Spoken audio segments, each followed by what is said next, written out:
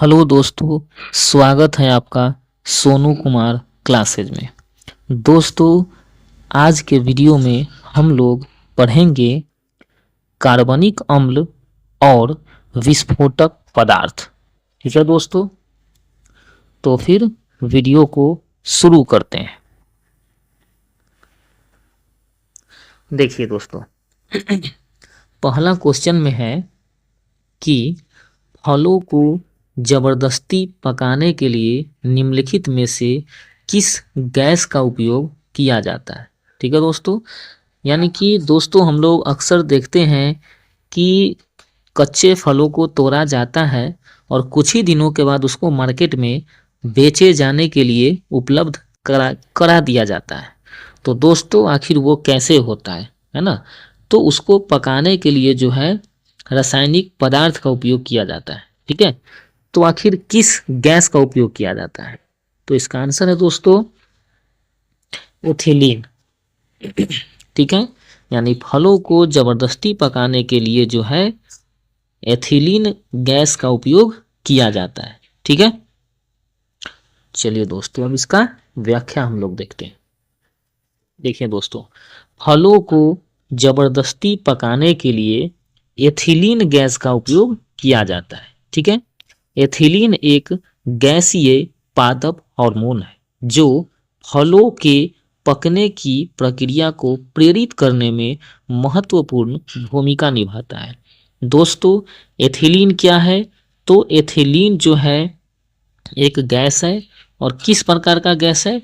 तो वो जो है एक पादप हार्मोन है। यानी कहने का मतलब है दोस्तों कि एथिलीन जो है एक हार्मोन है। ठीक है, किसका हार्मोन? तो पौधा का, यानी कि पौधा का जो है एक हार्मोन है। ठीक है, यानी कहने का मतलब है कि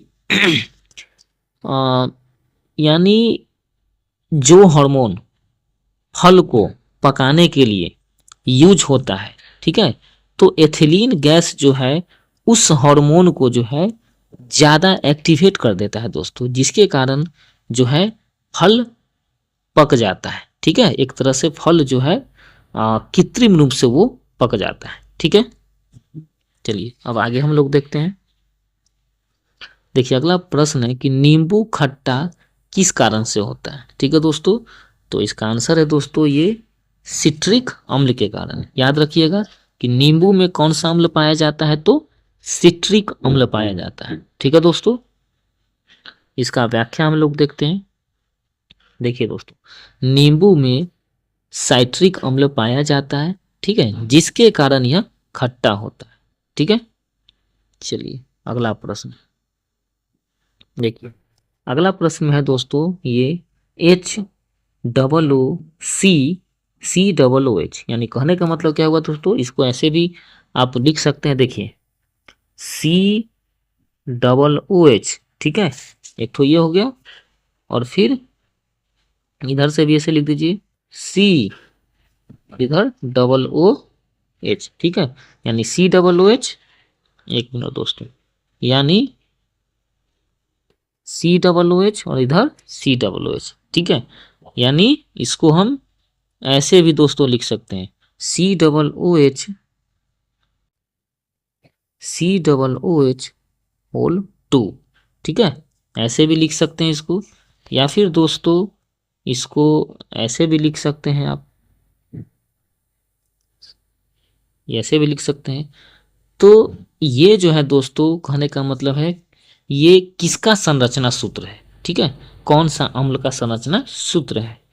तो दोस्तों ये जो है ऑक्जेलिक अम्ल का संरचना सूत्र है दोस्तों। ठीक है, और दोस्तों ऑक्जेलिक अम्ल जो है टमाटर में पाया जाता है। याद रखिएगा दोस्तों, किस में पाया जाता है? तो टमाटर में पाया जाता है। ठीक है, चलिए दोस्तों इसका व्याख्या हम लोग देखते हैं।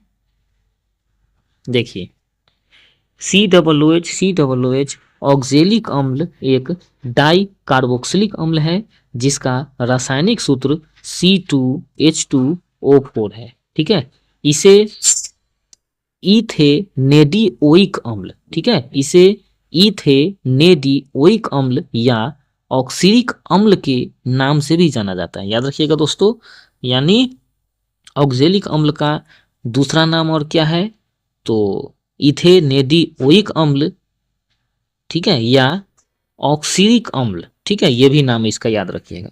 देखिए आगे, यह कार्बनिक यौगिक कई सब्जियों तथा पौधों में पाया जाता है, ठीक है। ध्यातव्य है कि 1740 ईस्वी के पश्चात डच वैज्ञानिक हेरमान बोयरहावे, ठीक है, यानी हरमन बोयरहावे द्वारा वुड सारेल से ऑक्जेलिक अम्ल के लवण निकाले गए थे।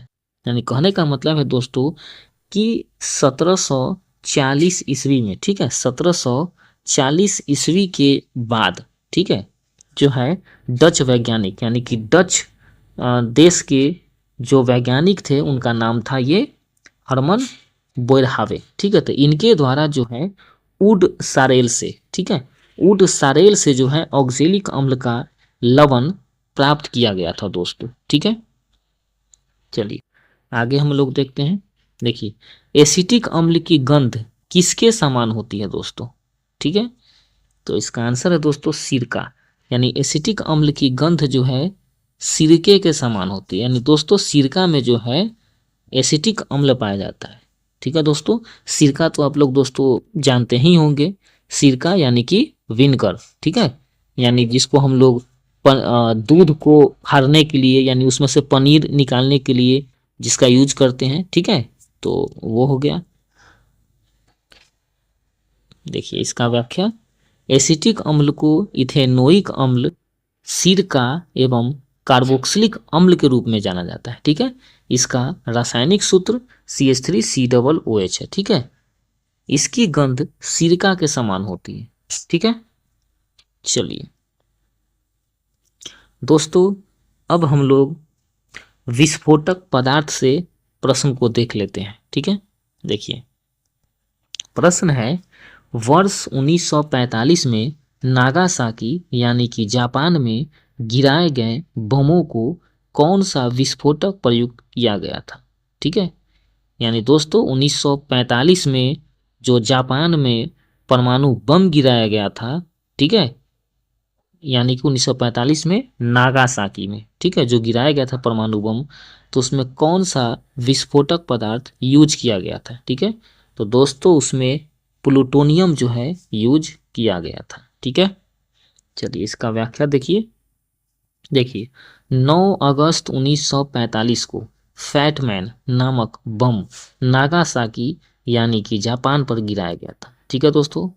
9 अगस्त 1945 को फैटमैन नामक बम नागासाकी यानी कि जापान पर गिराया गया था, ठीक है। और दोस्तों एक बात याद रखिएगा, ठीक इससे 3 दिन पहले यानी 6 अगस्त 1945 को, है ना, जो है लिटिल बॉय, है ना, लिटिल बॉय नामक जो परमाणु बम था तो वो हिरोशिमा पर गिराया गया था, ठीक है दोस्तों। तो देखिए यानी इसमें फैटमैन में जो है प्लूटोनियम का प्रयोग विस्फोटक के रूप में किया गया था, ठीक है। वही दूसरी ओर हिरोशिमा पर गिराए गए बम लिटिल बॉय में विस्फोटक के रूप में यूरेनियम का प्रयोग किया गया था। ये दोस्तों याद रखिएगा, ठीक है। यानी फैटमैन में जो है किसका यूज किया गया था, तो फैटमैन में है दोस्तों प्लूटोनियम का यूज किया गया था, ठीक है, प्लूटोनियम का यूज किया गया था।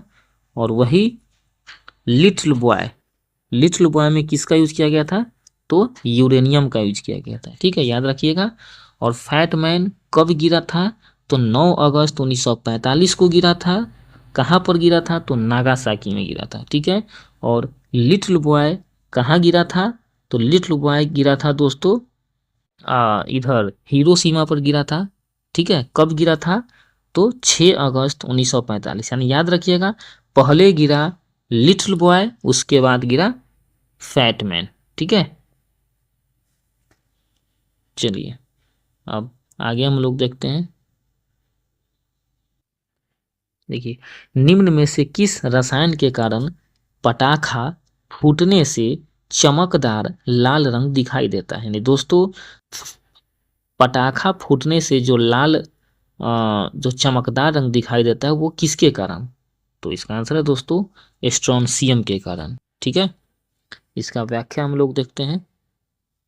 देखिए, स्ट्रोंसियम लवणों यानी कि स्ट्रोंसियम नाइट्रेट, स्ट्रोंसियम कार्बोनेट, स्ट्रोंसियम सल्फेट के कारण पटाखा फूटने पर लाल रंग दिखाई देता है। दोस्तों याद रखिएगा, स्ट्रोंसियम लवण यानी कहने का मतलब है कि स्ट्रोंसियम का जो यौगिक होता है, ठीक है, यानी कि स्ट्रोंसियम नाइट्रेट हो गया, स्ट्रोंसियम कार्बोनेट हो गया, स्ट्रोंसियम सल्फेट हो गया, तो इसके कारण पटाखा फूटने पर लाल रंग दिखाई देता है। ठीक है, चलिए अगला प्रश्न देखिए, विस्फोटक नाइट्रोग्लिसरीन है एक, यानी कहने का मतलब है दोस्तों कि नाइट्रोग्लिसरीन जो है, जो विस्फोटक पदार्थ है वो क्या है? तो वो दोस्तों एक एस्टर है। ठीक है, वो एक एस्टर है वो।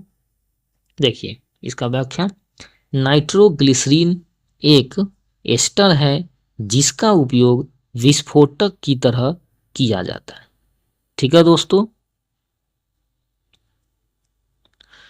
तो दोस्तों इस तरह से आज हम लोगों ने इस वीडियो में पढ़ा कार्बनिक अम्ल तथा विस्फोटक पदार्थ के बारे में। ठीक है दोस्तों, ये वीडियो आप लोगों के लिए बहुत ही महत्वपूर्ण है, खास तौर से बीपीएससी टीआरई 4 के लिए और बीपीएससी 71st एग्ज़ाम के लिए। और वैसे तो ये किसी भी प्रतियोगिता परीक्षा के लिए जो है बहुत ही इम्पोर्टेंट है, साइंस के प्रश्न के लिए। ठीक है दोस्तों, तो दोस्तों मिलते हैं फिर अगले वीडियो में, तब तक के लिए धन्यवाद।